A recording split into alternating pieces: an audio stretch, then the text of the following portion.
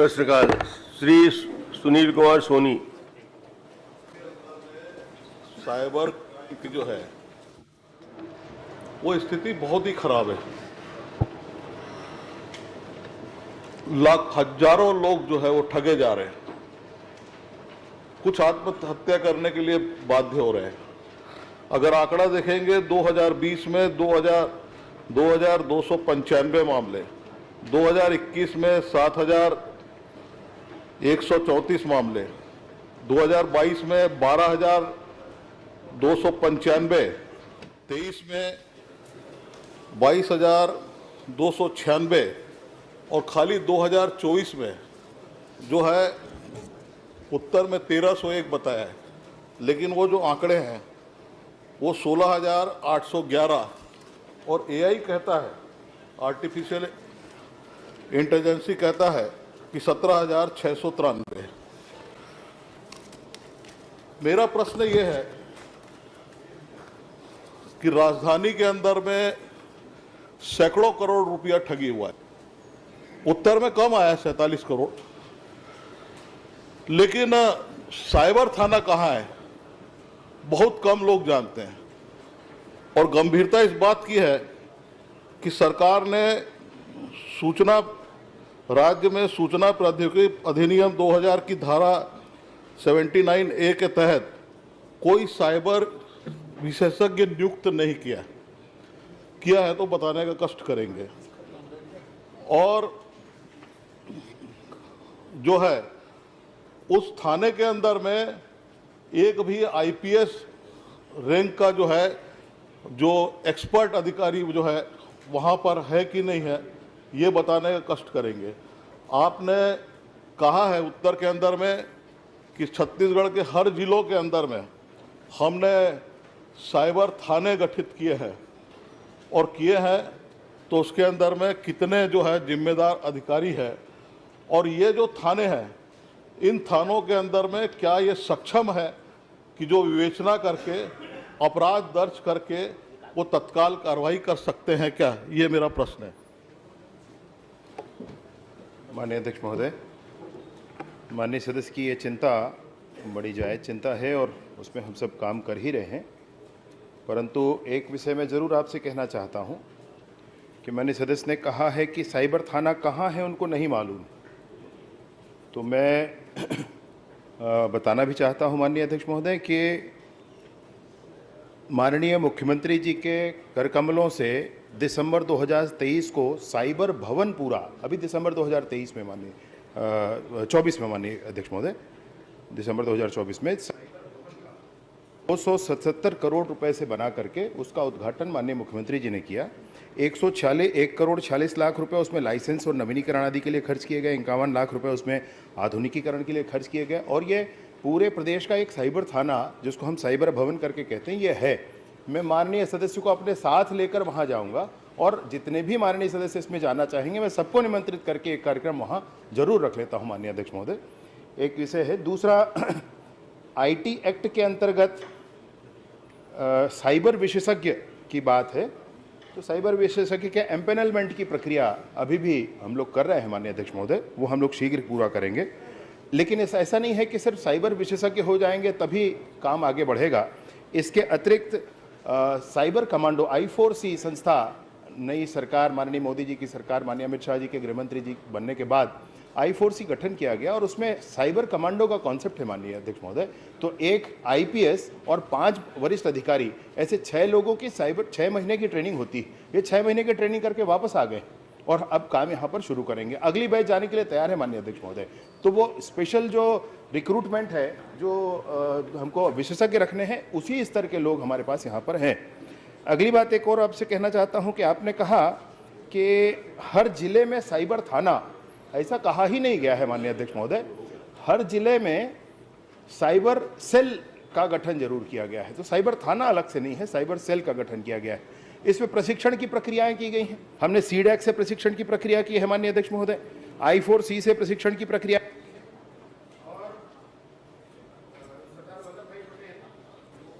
सरदार वल्लभ भाई Patel national police academy इससे भी प्रशिक्षण की प्रक्रिया की है और ऑनलाइन प्रशिक्षण की प्रक्रिया लगभग हर हफ्ते हर थाने में चलती है। इस तरीके से हम इसने नॉलेज बेस बढ़ाने के लिए आगे बढ़ रहे हैं और जल्द ही आगे आएंगे। आंकड़े जो आपराधिक प्रकरण दर्ज होने के हैं, मैं माननीय सदस्य से भी कहना चाहता हूं कि एआई के टूल पर आप उतना विश्वास ना करें, क्योंकि एआई के टूल पर पहले जिसने भी कुछ बताया होगा वो उसको स्टोर करके उसी को आपको बता देता है। एक ऐसी घटना आप उसमें लें जिसमें आप बताएं कि आज दिनांक को ऐसा ऐसा हुआ, कल कोई और दूसरा उससे पूछेगा तो आपकी घटना को उसमें बता देगा। तो एआई उतने परफेक्शन से अभी काम नहीं कर रहा है, पुलिस के डाटाबेस पर एक्सेस एआई का नहीं है, और इसलिए जो आंकड़ा पुलिस के द्वारा दिया गया, विभाग के द्वारा दिया गया है, कृपया आप उसी को ध्यान करें। 15,000, 16,000 या एआई में 18,000 कह दिया गया, तो एआई पर वैसा विश्वास ना करें। फिर भी मैं जानना चाहूंगा माननीय अध्यक्ष महोदय, माननीय सदस्य, कि एआई का कौन सा टूल यूज करते हैं?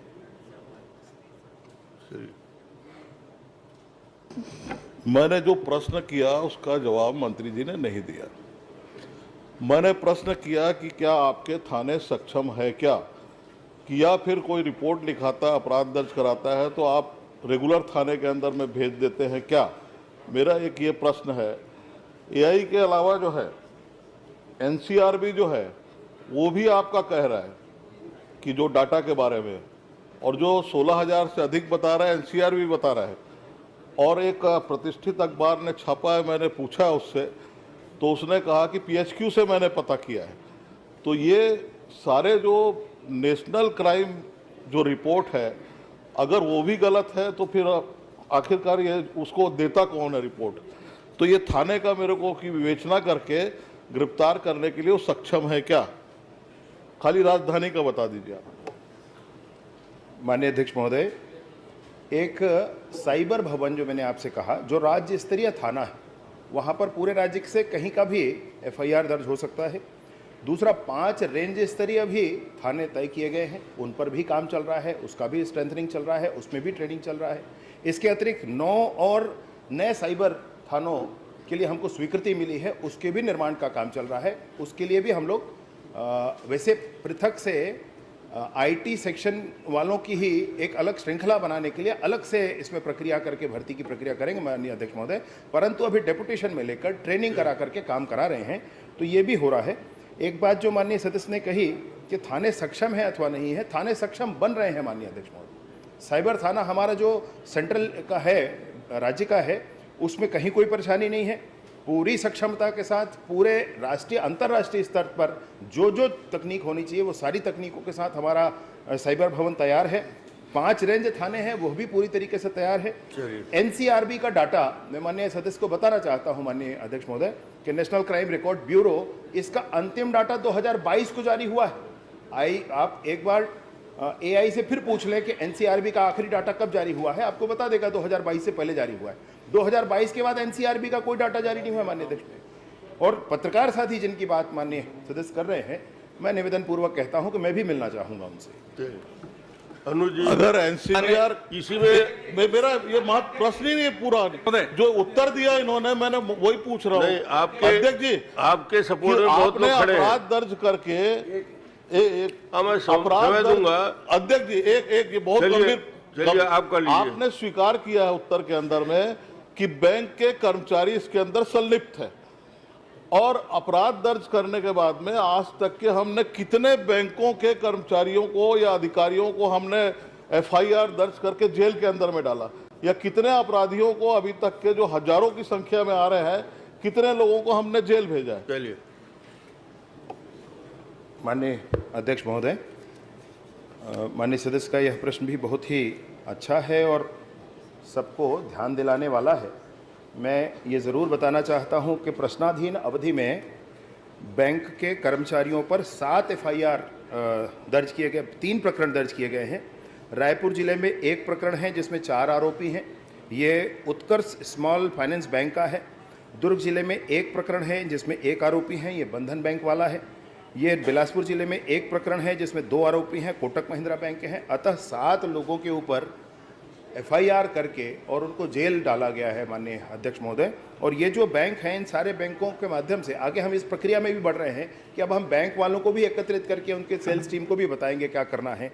इसके अतिरिक्त मैं आपको और बताना चाहता हूँ माननीय सदस्य महोदय कि विशेष रूप से पॉइंट ऑफ सेल पर, ये भारत में पहली बार हुआ है माननीय अध्यक्ष महोदय, भारत में पहली बार हुआ है, पॉइंट ऑफ सेल को भी स्थिति समझ करके कि ये बार बार ऐसे सिम कार्ड बेच रहे हैं जिसके कारण से म्यू लुकआउट क्रिएट हो रहे हैं, तो पॉइंट ऑफ सेल पर भी कार्यवाही की गई है। 75 FIR किए गए हैं माननीय अध्यक्ष महोदय, 75 FIR क्या देंगे।